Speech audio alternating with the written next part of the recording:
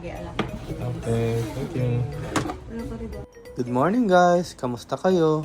Ayun! Bali dito nga kami kumain sa Pachimon o Koni. Sa third floor nga pala to ng Creekside Building.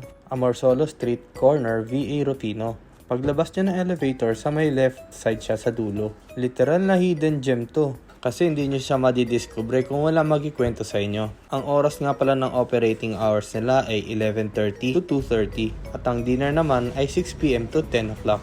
Wala pang bantay sa labas kasi kaka-open lang. Kaya pumasok na kami. Irashaimase.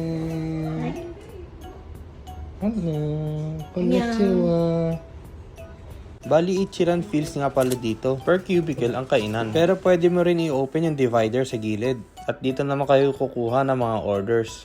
Sa left side ay mga drinks. Sa taas naman ay mga appetizers or side dishes. At sa gitna, yung kanilang set meal.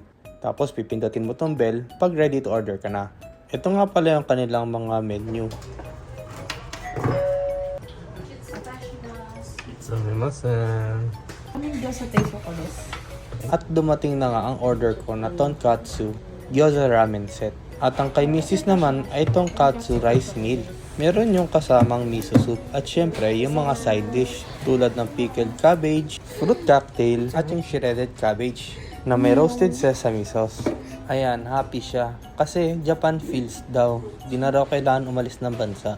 Nag-order din nga pala kami ng karaage na a la carte. Cash at Gcash nga lang pala ang accepted na payment method nila dito. Siya nga pala, kung may dala kayong sasakyan, dun kayo sa Makati Square mag-park. Sa katabing building lang yon. Para mura lang kasi 170 ang parking dito sa baba ng building na to. At syempre, tikiman time na!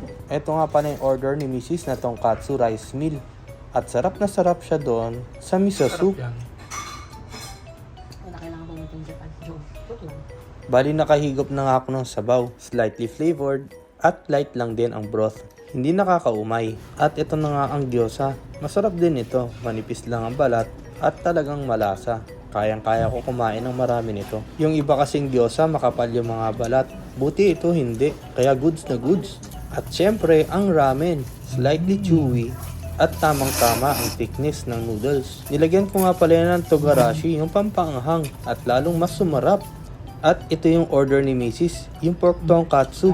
Nakita nyo ba kung gaano kanipis yung breading? Manipis lang yung breading nito, kaya okay na okay. Hindi ka mabubusog dahil makapal yung breading. Talagang pure na sarap at malambot ang mga laman. Next naman ay ang kanilang chicken karaage. Ayos na ayos din to, sobrang juicy. At syempre, manipis lang din ang breading. Lambot ah.